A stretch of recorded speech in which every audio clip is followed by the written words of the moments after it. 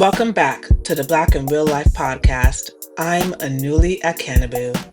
This is episode 4 of the limited docuseries Black to School, where I take you along on my 5-year pursuit of a doctoral degree in 6 episodes.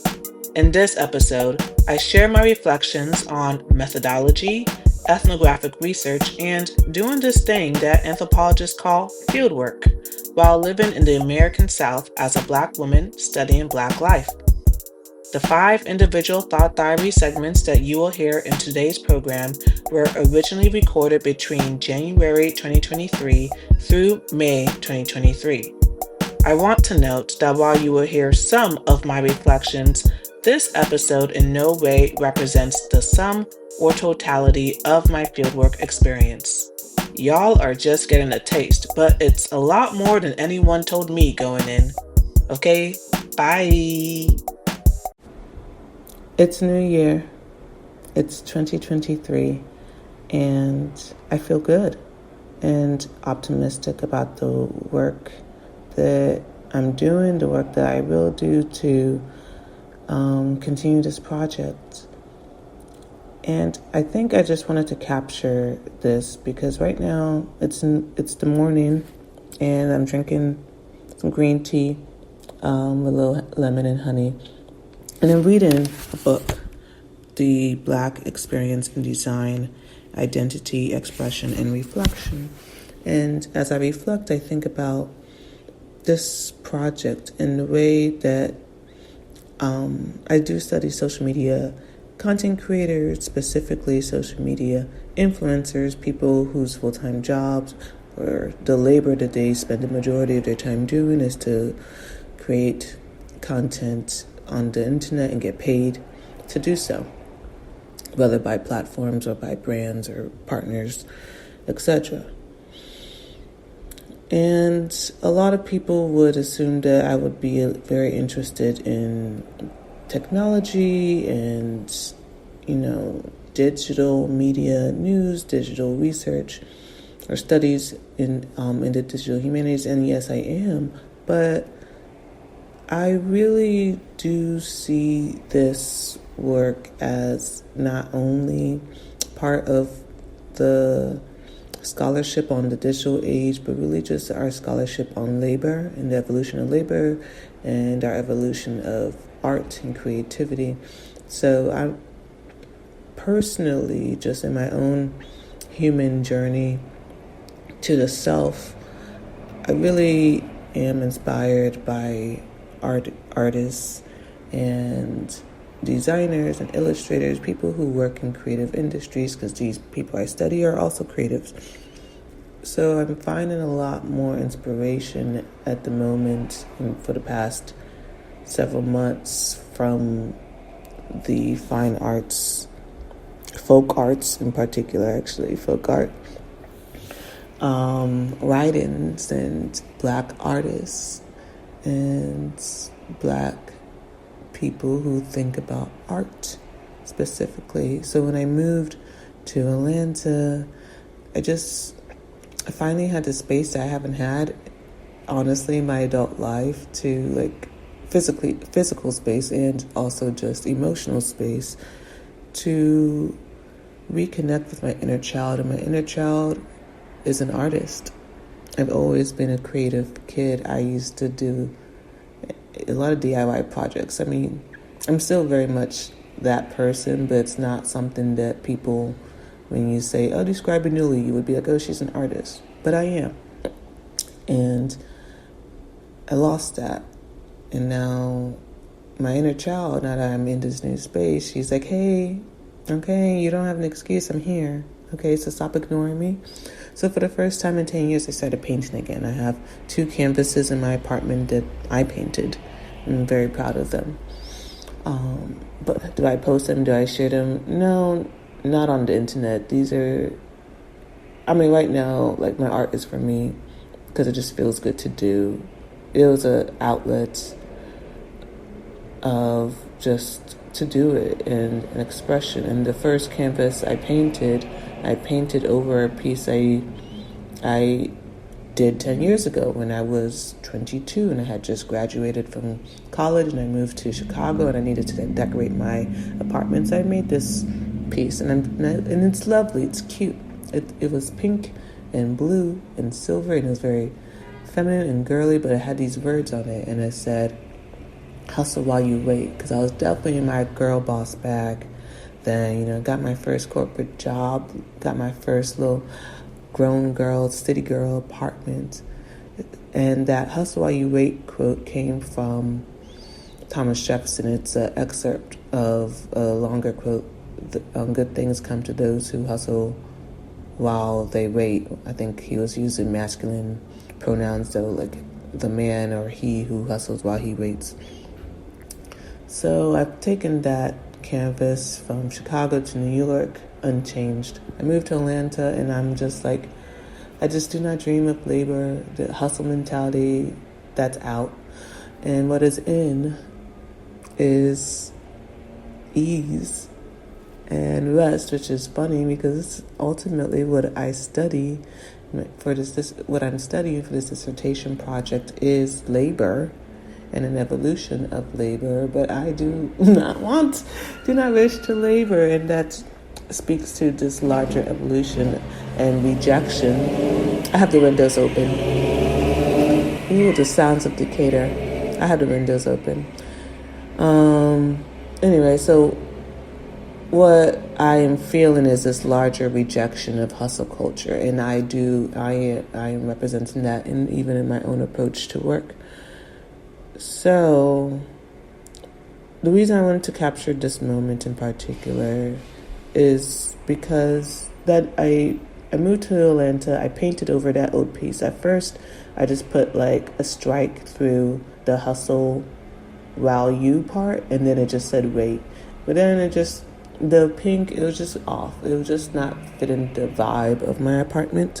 So I just painted it completely over. So now it's just like silver, multi-textured piece I'm very proud of, called Galaxy.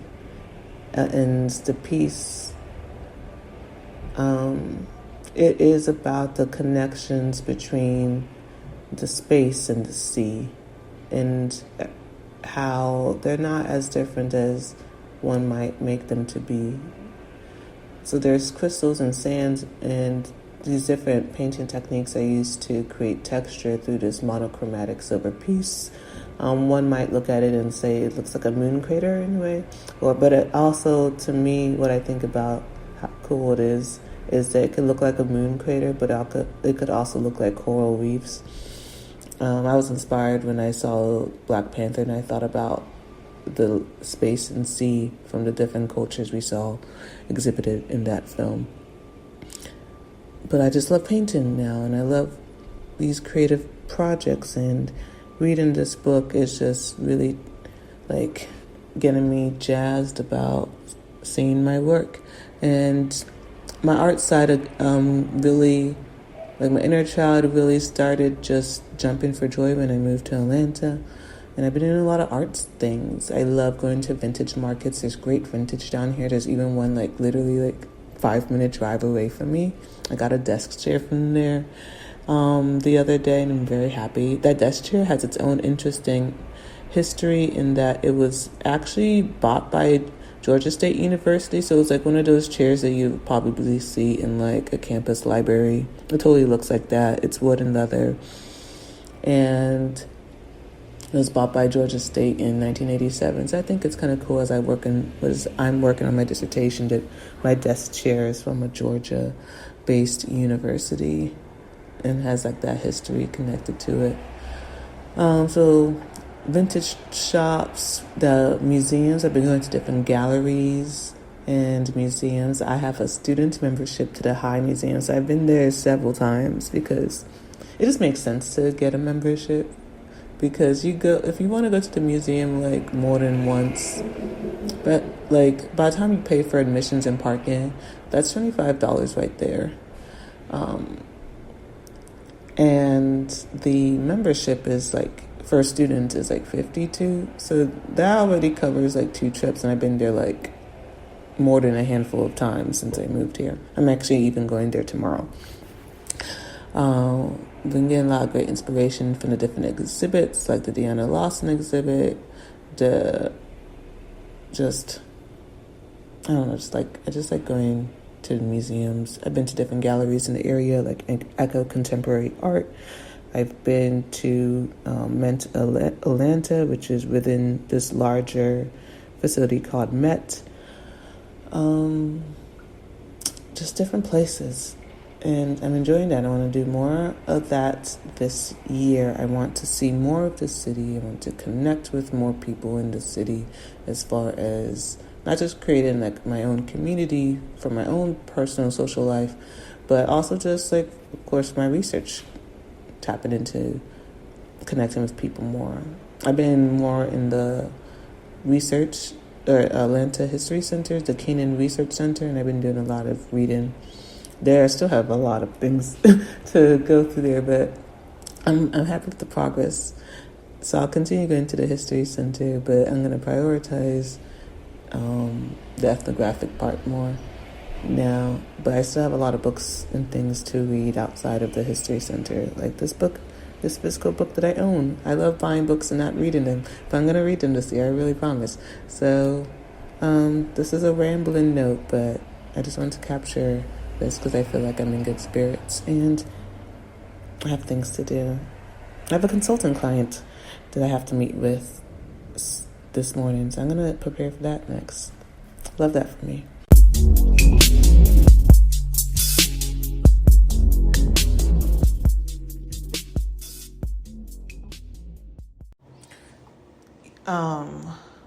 I just wanted to make this note because with a project like this, it's not possible for me to approach it like a standard traditional anthropology project, right? There's not necessarily, I'm finding a way that I can go to just one location and observe people in one location, like day in, day out.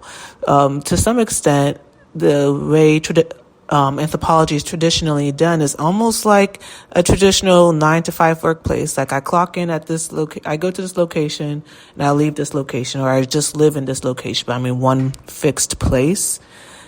I'm studying contract workers. I'm studying people who work in different settings, who have different gigs and different things that they do. So it's not possible for me to just go and clock in at one place and say that this is the one location where the research is set. My field site is Atlanta. The city, the area of Atlanta. And that requires that I need a car. So I have a car and I drive from location to location. So I could have an interview with somebody, and that interview could occur remotely on Zoom, or it could occur in person. So even for the interview portion of my research, I give people flexibility to, like the license to determine like the terms of our collaboration. Like some people might say, yeah, cool, I'll talk to you on Zoom for like an hour conversation. Some people might say like, oh, let's meet at this location. So when I send out the Zoom invite, or when I send out a Calendly, which is how I schedule the interview part of my research, I give people options. I say this could occur on Zoom, or it can occur in person at a location of your choice. And sometimes people choose a location of their choice, and I travel to that location and I record our conversation there. And it also gives me like, that's another line of question. Why this location? And you get to learn about them from there. Another note that I wanted to make is that, originally with the people that I want to observe, I was thinking, observing different people for different amounts of time. Like maybe I'll observe one person for a day in their life, another person for a week in their life, another person for a month. It's finding someone to let you observe them for a month a little harder. Even getting people to respond to emails a little harder. The best way I've been able to find people is through just going to in-person events and connecting organically with people there and following up. So I'm learning from my first batch of emails like recruitment emails that I sent, especially those in which I had no previous connection to that person, which is most of them. The part where it says, I want to observe you for a month, maybe people just ignore. I don't want this stranger following me for a month. So now I'm thinking the approach is to offer flexibility. Hey, if you could give me a week, that would be great. I'll even take a day because I know that I'm going to be reaching out to multiple people. All my eggs aren't in one basket to study one location, one group of people. So because there's so many content creators in Atlanta, there does give me a wider pool to feel comfortable saying, well, okay, maybe a month, you're not comfortable with a month. That might not be workable with your schedule, but could you do a week? Could you do a day? And that's also interesting to me because the way that they shoot content, depending on the content creator, some people do shoot, the lifestyle content creators do shoot, here's a day in my life as a blank, or here's a week in my life. So that could be another way to reconsider what time looks like for a content creator. And also just the needs of this work have to be I have to be adaptable. I have to be malleable. I have to be flexible, right? This is a flex work gig economy, right? So I can't be rigid to the traditional ways that ethnographic research is done. Going to events in the city is also part of that research, networking, right, is a part of that research, which means I have to know what is happening and where to go. And I do find out a lot about most events on social media. I think I got my algorithms to a good space that I get served up very specific niche things happening in Atlanta. Things that I would go things I would go to even if I wasn't studying what I study, but that's why I study what I study, because I'm interested in it. So that has gotten me a lot of good connections as well. For example, music is a big part of the Atlanta scene, especially the connection between technology and music and especially hip hop. And I don't have any connections to the music industry, but I was on TikTok minding my Black-owned business, and I came across a post by someone. She works at Love Renaissance. Her name is Sierra Imari. She was posting or promoting on her own TikTok about an event that she's coordinating through Love Renaissance and Microsoft. Love Renaissance, by the way, is a major record label here in Atlanta. So they have an event called Femme Field Day, and mind you, her post still had less than 10K views. So my TikTok algorithm was it was working because I got this very specific, post about this event. So she was encouraging people to apply to participate in this day-long event, and I applied. She, was very open about I'm a PhD candidate. I do research on X, Y, and Z. This is why I'm interested in attending, and then I got in. So I now have access to spend a day at this major record label and learn about the industry from that perspective too. But that's because I am active on social media as far as just scrolling for my own entertainment. I wasn't even thinking about work when I found it. I was just scrolling at night for entertainment. So to study this, you kind of just have to genuinely to be on social media. Not that you have to post on social media, but you have to be an active scroller to find what's happening. And then I go to the things that are happening, and then I meet the people there. I'm learning how much of this work is literally just marketing, it's networking, right? And I have to do that too in order to advance what I'm trying to advance with my work. I have to market myself. I have to go to these events and network. I can't just stay at home and online and think that this project is going to pan out the way I want just by only connecting with people online, because that's just not my approach to this work. It's about the combination of online and in person, the physical and the digital worlds, and how we navigate both. I'm literally experiencing what I study because I know that I have to navigate both digital and physical spaces in order to get to where I want to be with this research and meet who I want to meet, right? And the interactions I make in person can help reinforce, online connections and vice versa. So I just want to make a note of that, because this project is not like everybody I reach out to, especially when you're cold. This is PR. You have to cold email people to sell them on this proposal and ask if they're interested in participating. This is PR. This is what I used to do in marketing. And at the same time, I'm doing the same stuff for my podcast as I'm like casting for the new season, is reaching out to people. Some people I met in person and it's a follow-up, and some people I have no prior connection to. And it's, sending that email and hoping somebody like responds, feels what I'm saying, and, we go from there.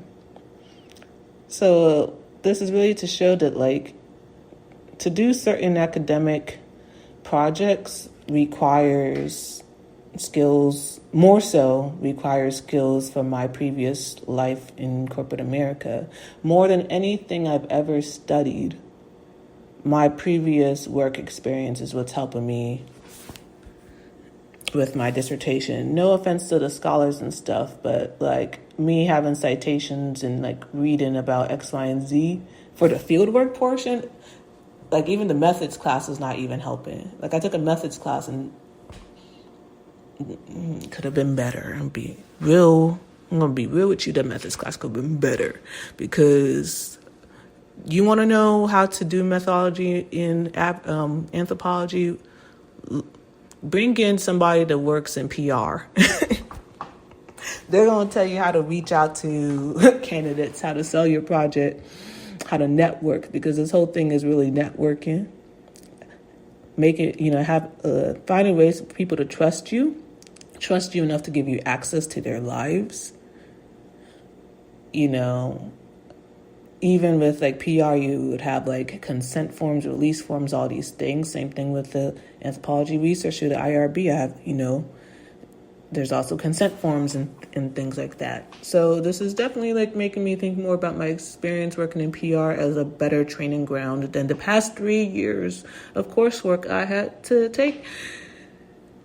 And not to say that knowledge isn't useful. It's definitely exposed me to different like writers and scholars, but my most like impactful things that I've read have either been from courses outside of my department, particularly my Black Geographies class, like that class of like Black Geographies class alone. But then like things I read on my own. So was 3 years of coursework necessary to, I think I probably would have found more utility in one year of coursework, and then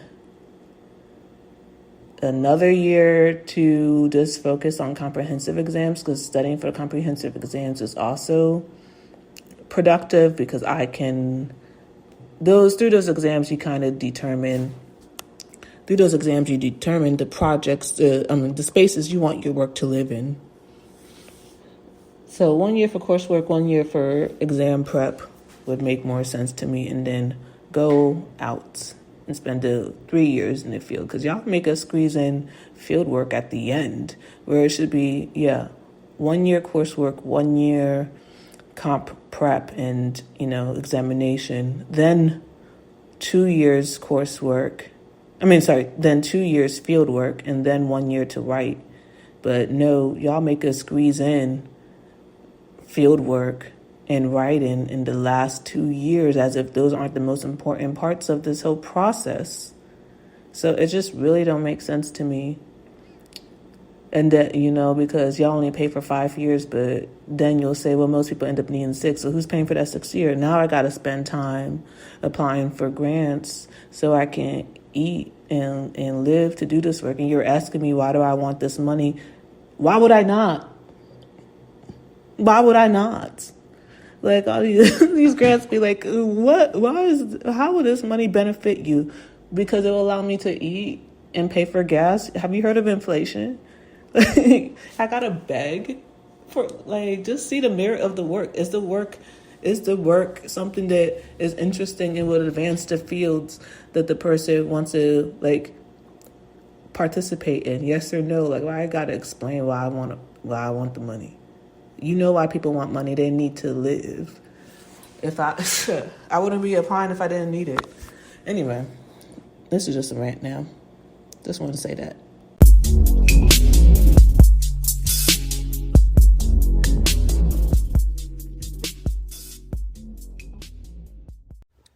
Oh boy, not me having to slide into the DMs for participant participant outreach. But some people, it's like they don't even like have emails, and I think it's also dependent on the age. Like they don't even include an email address for you to find to reach out to them. Like they'll say like DM for collabs and bookings. So you gotta slide into DMs and introduce yourself. Like one person I met at an event and I saw that they're part of this content creation group, like a group of content creators who like produce videos together, like friends who produce it together, given very dormtainment vibes in that kind of organization. But so they're producing a video shoot next Saturday. So I slid into his DMs and asked if, because I met him at an event, reintroduced myself as like the researcher studying Black content creators. Can I come observe this shoot and talk to like your group members on set? And he was like, oh yeah, that's cool. I'll add you to our group chat. Like, cool. So just to say that the traditional means of anthropology is not going to work in this project. You got to be adaptable. You really got to like go where the people are, like work how the people work, and just like you can't stick to like the old ways of research. Like, a lot of people don't check their emails, but they might check their DMs. It's every interaction or every outreach is like person specific, right? So like one person might say email me for any request, and another person says DMs. I have to just go with where the person, like what works best for that person. So DM worked in this case, and what I do in these cases is that I'll whatever their preferred mode of communications is, that's what I stick with. And everything I do is digitally. So if I need to send them like IRB contracts and things like that to sign, I could send that to them digitally. But for things like the photo shoot, because I'm meeting, or the video shoot, because I'm meeting the other people in person for the first time, I don't want to, I'm going to bring out printed copies. So there'll be times where I have to bring out printed copies of the consent form. I have to bring out printed copies of the consent form for people to read and sign before I make observations that I'll include in my project. So all the ethical procedures and IRB measures are still being followed. You just, it's not going to be exactly as I planned. Like I'm not there's no more collab house, for example, to go and observe. So I'm finding ways to even observe more people, because everyone's kind of fragmented, spread out. These are individual workers that sometimes collaborate with others, but mostly they work independently. So I'm doing a lot of one-to-one outreach. It's given PR. I have my background in PR is definitely come in handy for the email construction and outreach, because we used to have to have these massive media lists, and I took that PR perspective that I do have a list, an Excel spreadsheet. I call it a client what do I call it? Participant profile. So I have a Excel spreadsheet of everybody that I'm reaching out to or interested in reaching out to, and contact information, social media numbers at the time of outreach, any notes I need to know about that person prior to reaching out, or as I learned through talking to them. So I have it all in the spreadsheet, which is a very PR girly thing to do. but it's organized and it's efficient and it makes sense. And now I know like who I reached out to and what way I reached out to. And as I like reach out to people on the list, I'll mark, I make some type of indication on whether or not they consented to the study or, whether or not I reached out to them, whether or not they consent or interested or consented to the study. I make a note of that as well. But at the end of it, I'll have a pretty large database of like different people in the Atlanta entertainment, marketing, technology, music industries, because everything is kind of the worlds intersect in different ways. Like I mean people to work in like music licensing, which is relevant to what I study because they'll pull, TV and film, pulls songs that are popular on social media. And sometimes you want to like license certain songs in certain ways. That's like a whole other side of like the like industry. Like I met someone who I reached out to interview to follow up on that conversation, but she was telling me how she works in music licensing for TV and film, and they worked on the show P-Valley. Like they had a team of like music content creators who wrote the raps that what is his name? Oh, Lil Murder. Oh, I love it. The Little Murder raps on the show. Like people had to write that, and then the actor performs it. But they bring in content creators to help create that music, and them songs slap too. Like not gonna hold you, Lil Murder song slaps. Like I told her I'll go on to Spotify and look up Lil Murder songs. I have literally done that because it sounds just as good as anything out there. So you can see like how they like tap into like what's current to create music for shows. So I didn't even know that side of the industry. I didn't, like there's people who do that. So I'm talking to all different types of people for this research. So some people I meet, I'm like, okay, I think this would be a good person to ask if I could like observe them. Other people I meet, I'm like, oh, I would love to hear like their perspective on things. I think they would be a good interview. So there's going to be just really person specific, but ultimately I'm just trying to gather information. So however I get the information is how I get the information, they'll go into the dissertation. And what's cool is that people ask me like, oh, where is this going to be? Like, will people be able to read it? And, this just means that there's interest in this work. And yes, if I end up publishing this excerpt of this audio and there are any publishers listening and I haven't yet got a book deal, holla at your girl, because the people are asking. The people want to read the book. The people want to see all of the things about this work. So, holla at your girl with a book deal and a healthy advance, because she's worth it.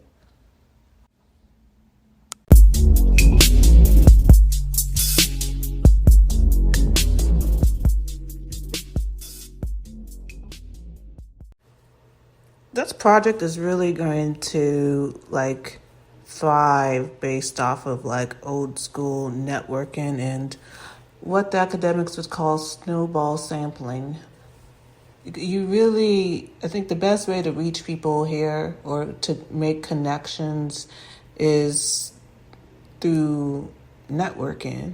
So I just talked to somebody, I interviewed somebody for the project, like a long form interview, and at the end I asked them if there's like anyone else they think that I should talk to for this project, and she's like, yep, X, Y, and Z person.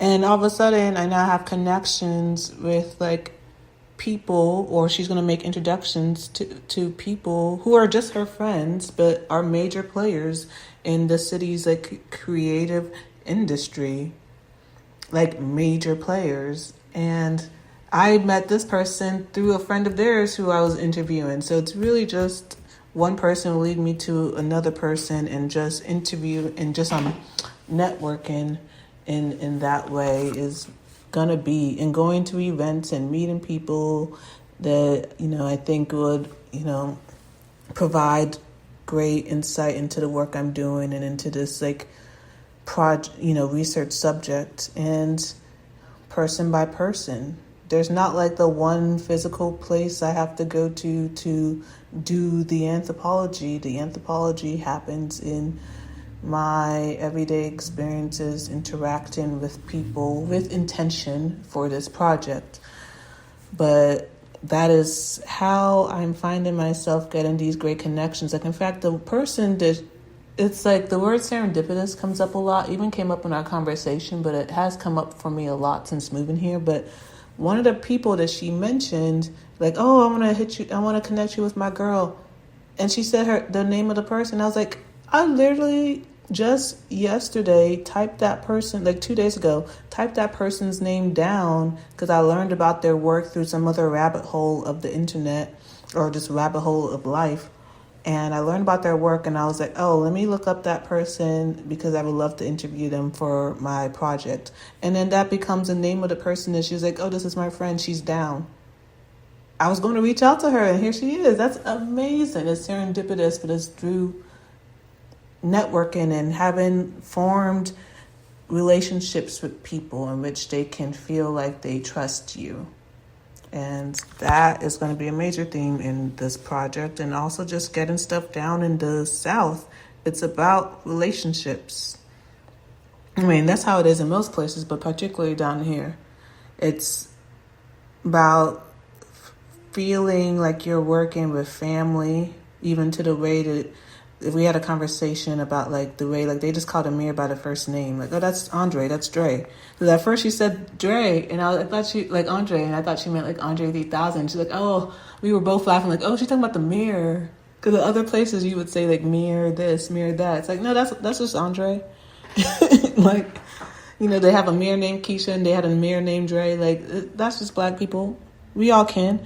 So these cultural nuances are important to doing this work, and I feel good about the direction I'm going. I feel good about the integrity and like ethical lens through which I'm operating. Go me.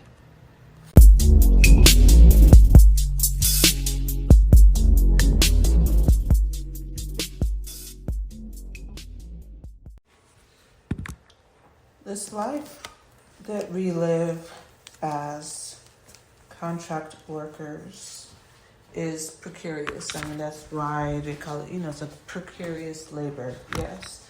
But behind a word like that is the reality in which there is never any sense of stability. Living here where you don't make enough to be able to pursue home ownership, for example. And even home ownership has its, has its obstacles and has its, things that come into it. It's just like money. Money is always a thing. Where is it coming from? Thinking about things like why does academia only pay people for 9 months out of the year? They don't pay you for the summer. As if your bills stop in the summer. Like they don't, pay us for the whole year, So then you have to save up during the school year so you can have some cushion for the summer, but it's never enough because it wasn't even enough in the school year. And your job is relational labor because, you're applying for like grants and fellowships, and a lot of people that get a lot of people have ins sometimes with these grants and fellowships. They talk to people that have had it before, they have a connection to the reviewer or whatever. So it's like also to an extent based off of like who who can give you the advice that, will help your application cut through, the rest.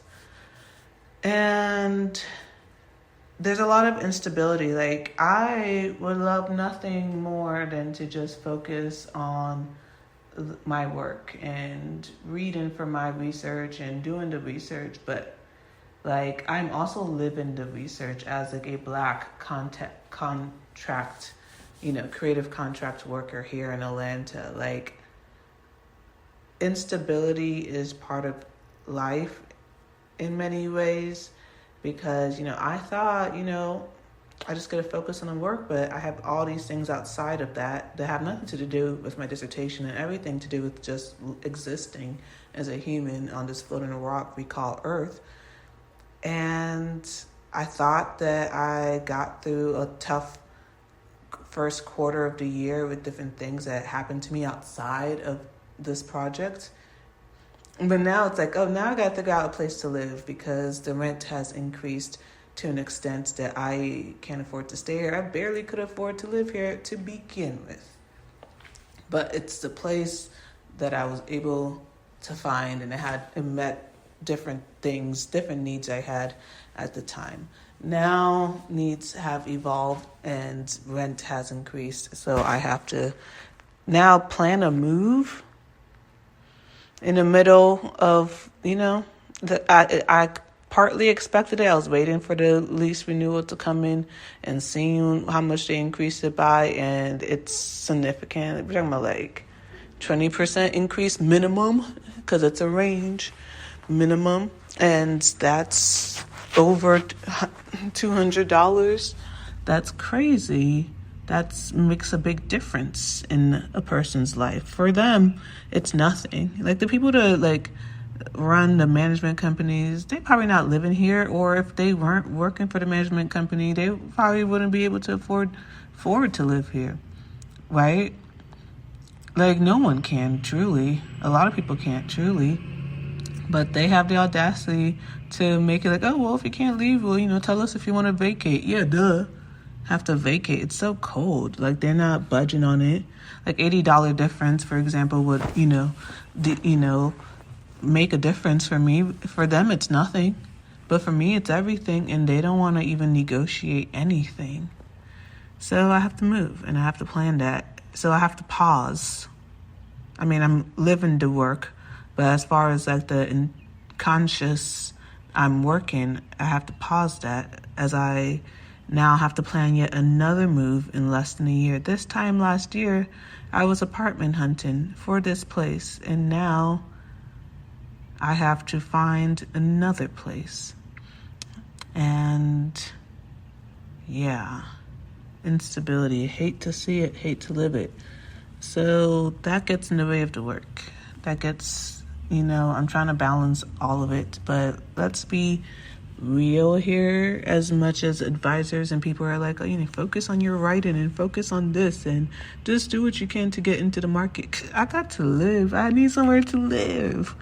So this is important. Why I had to figure this out, because I need somewhere to live in a very expensive city. I'm not someone that's doing research in a place I know as home, right, where I can stay with family, or I have kin or people I could stay with for free or discounted rates. Whatever the market gives, I have to take it. Right? And I think a lot of people, especially people from here, they don't understand. It's like, why would you pay that much in rent? What option do I have? You can stay with your family and save up to buy a home. I'm not working where my family is, so everything I have goes to just mere practices of living, mere active living. What is left to save when you're a graduate student and you're begging for pennies? You spend hours working on a grant just to get 1,000 here, 1,000 there. It's like, that's why I do like some consulting on the side, because that gets me afloat more than applying for these grants are. When I do apply for grants, I try to apply for the big grants. Like, don't talk to me for less than 10K. But those grants take a lot of time to prepare and submit as well. And I mean, thankfully I got the runner grant, and that grant is going to be life-saving because I don't have summer funding this year. They only gave it to me for the first 3 years of this 5-year program. I don't have summer funding, so that runner grant, been holding on to that money to save me in the summer so I can live off of that in the summer. But now I have to apartment hunt, and apartment hunting as a grad student is hard because they don't understand what your source of income is. Like, it's not like we're getting like pay stubs. It's just direct deposit, for example. It's gonna be a struggle, and everything needs a guarantor because of that, because they tell you to make 3 times. The people that you talk to at these apartment buildings don't even make 3 times the rent. It's actually ludicrous. 3 times the rent. I'm not paying 3 times the rent. Like, just trust the rent's gonna get paid. Shit. Just trust it's gonna get paid. Like, I need a place to live. And they make you do a guarantor anyway, so what is the point? Is the place in my budget, and is it available? Cool, let's go. Like, I'm frustrated because when I thought that this place was settled and I finally got it the way I like, and things were just beginning to feel stabilized for me, something else comes and knocks me off my feet, like Lucy pulling the football from Charlie Brown. I feel like Charlie Brown, bald ass bitch, just trying to make it in life. You have just listened to an episode of the Blk in Real Life podcast. I'm your producer, host, and everything in between, Anuli Akanabu. If you enjoyed this episode, then please take a moment to leave a podcast review and share the show with everyone you know. You can also follow Blk in Real Life on Instagram at Blk Irl. Visit the Blk in Real Life website at www.blkirl.com. I appreciate every listener who has been with me from the start and everyone who is just tuning in. Your engagement and feedback mean the world to me. The music for this program was composed by me, Anuli Akanabu, for Blk in Real Life, in collaboration with Private Astronaut. Thanks for listening. Until we meet again, stay black, stay real, and stay tuned.